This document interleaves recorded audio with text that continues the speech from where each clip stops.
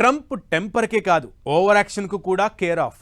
భారత్ పాక్ ఉద్రిక్తతల సమయంలో ప్రపంచం మాట్లాడుకుంది ఇదే. వాణిజ్యం ఆపేస్తానని బెదిరించి మరీ రెండు దేశాలను సీజ్ ఫైర్కు ఒప్పించానని, అణుయుద్ధాన్ని ఆపానంటూ డప్పు కొట్టుకుంటున్నాడు. ఇదే ఇప్పుడు హాట్ టాపిక్ అవుతోంది. అయితే ఆయన వ్యాఖ్యలకు భారత్ స్ట్రాంగ్ కౌంటర్ ఇచ్చింది. అసలు అలాంటి ప్రస్తావనే లేదని కొట్టిపారేసింది. ఈ వ్యవహారం ఇప్పుడు కొత్త చర్చకు దారితీస్తోంది. అసలు సీజ్ ఫైర్కు ట్రంప్నకు సంబంధం ఏంటి? ఎందుకు ట్రంప్ ఇలా మాట్లాడాడు? ట్రంప్ సీజ్ ఫైర్ స్టేట్మెంట్ పై భారత్ ఫైర్. వాణిజ్యం ఆపేస్తానని చెప్పానన్న ట్రంప్, అసలా ప్రస్తావనే రాలేదన్న భారత్. భారత్ పాక్ విషయంలో ట్రంప్ అతి. ట్రంప్ భారత్ నమ్మదగిన వ్యక్తి కాదా? సీజ్ ఫైర్ వ్యవహారంలో తెలిసిందేంటి? ఆలోచించి మాట్లాడడం, మాట్లాడాక ఆలోచించడం ట్రంప్ చరిత్రలో లేదు. వివాదాలకు కేరాఫ్ గా ఉంటారు ఎప్పుడు. వ్యక్తిగతంగా అలా ఉంటే ఎవరికీ ఎలాంటి సమస్య లేదు. రెండు దేశాల మధ్య వేలు పెట్టి ఓవర్ యాక్షన్ చేస్తేనే అసలు సమస్య. ఇప్పుడలాంటి పరిణామమే కనిపిస్తోంది. భారత్ పాక్ యుద్ధాన్ని తానే ఆపానంటూ ట్రంప్ కొట్టిన డప్పు కొట్టకుండా చెప్పుకుంటున్నారు. తానే రోజంతా మధ్యవర్తిత్వం వహించానని బిల్డప్ ఇచ్చారు కూడా. ట్రంప్ ప్రకటన తరువాత కాసేపటికే రెండు దేశాలు తమ నిర్ణయాన్ని ప్రకటించాయి. దీంతో ట్రంప్ దౌత్యమే సీజ్ ఫైర్ కు కారణం అనుకున్నారంతా.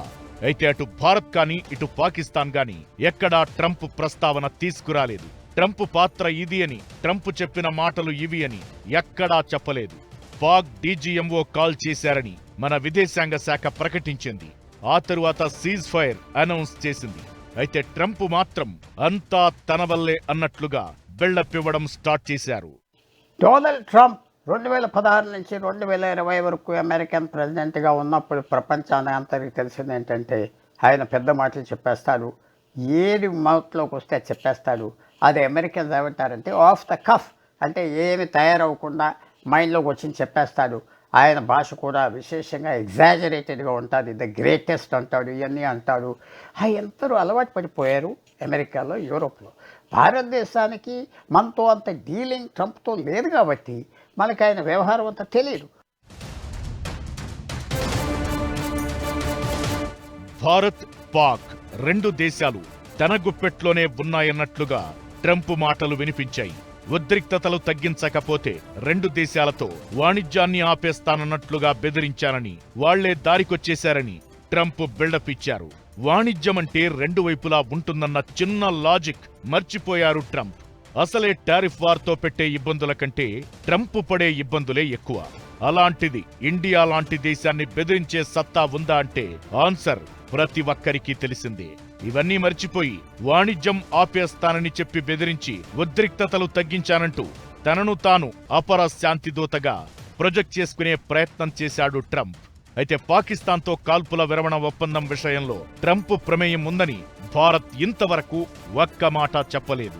అమెరికా సమక్షంలో చర్చలు జరిగాయని కూడా చెప్పలేదు. నేరుగా పాక్ ఆర్మీ నుంచే ప్రతిపాదన వచ్చిందని చెబుతోంది. అమెరికా మధ్యవర్తిత్వం అవసరం లేదు, మూడో వ్యక్తితో పని లేదని క్లియర్ గా చెబుతోంది కూడా. ప్రధాని మోదీ కూడా అమెరికా గురించి, ట్రంప్ గురించి ఒక్క ప్రకటన చేసింది కూడా లేదు. ట్రంప్ తనను తాను పొగుడుకుంటూ ఇస్తున్న బిల్డప్ అంతా ఇంతా కాదు. దీనికోసం భారత్ పేరును వాడేస్తున్నారు. ఆయన వ్యాఖ్యలపై భారత్ కూడా కౌంటర్ ఇచ్చింది. అసలు ట్రంప్తో మాట్లాడిందే లేదని, ఆ ప్రస్తావనే రాలేదని చెబుతోంది.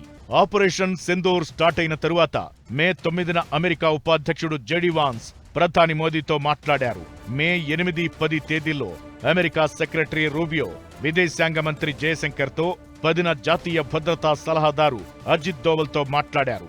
ఈ చర్చలలో వాణిజ్యానికి సంబంధించి ఎలాంటి ప్రస్తావన రాలేదని అంటోంది. పాక్ స్వయంగా యుద్ధం ఆపాలని కోరిందని మోదీ కూడా చెప్పారు. ఇంతమంది ఇన్ని చెబుతున్నా ట్రంప్ మాత్రం తన బిల్డప్లు ఆపడం లేదు. అంతా తనే, అంతా తన వల్లే అన్నట్లుగా మాట్లాడుతున్నారు. ట్రంప్ వ్యాఖ్యలు భారత రాజకీయాల్లో హాట్ టాపిక్ అవుతున్న పరిస్థితి. ఈ పరిణామాలన్నింటి మధ్య అసలు ట్రంప్ను నమ్మొచ్చా లేదా అనే అనుమానాలు కూడా వినిపిస్తున్నాయి. ట్రంప్ వ్యాఖ్యలు భారత విదేశాంగ విధానాలనే ప్రశ్నించేలా చేశాయి. అసలు అమెరికా పెత్తనం ఏంటనే ఆగ్రహం వ్యక్తమైంది. మోదీ స్నేహితుడు, భారత్తో మంచి సంబంధాలు ఉన్నాయని పదే పదే చెప్పే ట్రంప్ ఇప్పుడు ఇదే భారత్ను ఇరకాటంలో పడేశాడు. అసలు ఎందుకు అలా చేశాడు? ట్రంప్ను నమ్మొచ్చా? ట్రంప్ అసలు భారత్ నమ్మదగిన వ్యక్తేనా? వరుస పరిణామాలు చెప్తుందేంటి?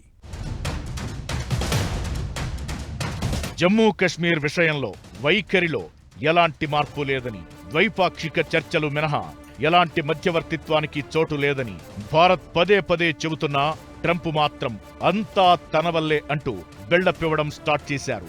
భారతదేశ విదేశాంగ విధానం విషయంలో గతంలో ఎన్నడూ లేని విధంగా ఓ కీలక నిర్ణయాన్ని మూడో పక్షమైన అమెరికా ప్రకటించడం కొత్త చర్చకు కారణమైంది. నిజానికి భారత్ తన విదేశాంగ విధానంలో ఎప్పుడూ స్వతంత్రతను కాపాడుకుంటోంది. పాకిస్తాన్తో సంబంధాలు, మరీ ముఖ్యంగా కశ్మీర్ విషయంలో ద్వైపాక్షికంగా చర్చించాలని భారత్ ఎల్లప్పుడూ నొక్కి చెబుతుంటుంది. అలాంటిది ట్రంప్ రయ్యన వచ్చి ఇలాంటి ప్రకటన చేయడంతో కొత్త చర్చ మొదలైంది. ట్రంప్ మాటలంతా తుస్సేనా అనే అభిప్రాయాలు వినిపిస్తున్నాయి.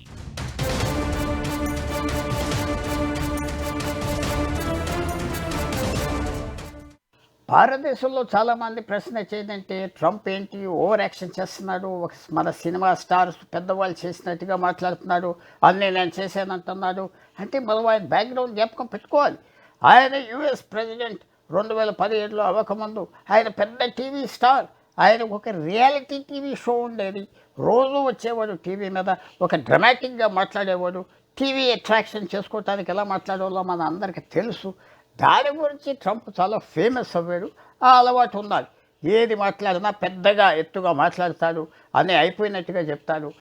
చేసేది గోరంతా, చెప్పుకునేది కొండంత అన్నట్లు ఉంటుంది ట్రంప్ తీరు.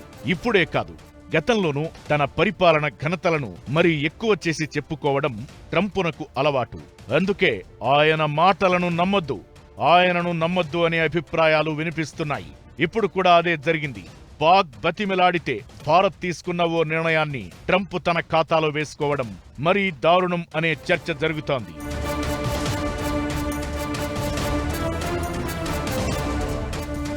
వీటన్నింటికి మించి సంచలనాలకు కేర్ ఆఫ్ అన్నట్లుగా ట్రంప్ రాజకీయం ఉంటుంది. రాజకీయ లాభం కోసం ఎలాంటి వ్యాఖ్యలైనా చేస్తారు, ఎలాంటి నిర్ణయాలైనా తీసుకుంటారు, ఆ తరువాత చేతులు కాల్చుకుంటారు.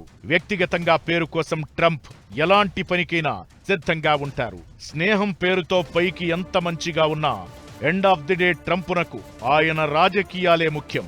ఇలాంటి పరిణామాల మధ్య ట్రంపును నమ్మే విషయంలో జాగ్రత్తగా ఉండాల్సిన అవసరముందనే అభిప్రాయాలు వినిపిస్తున్నాయి.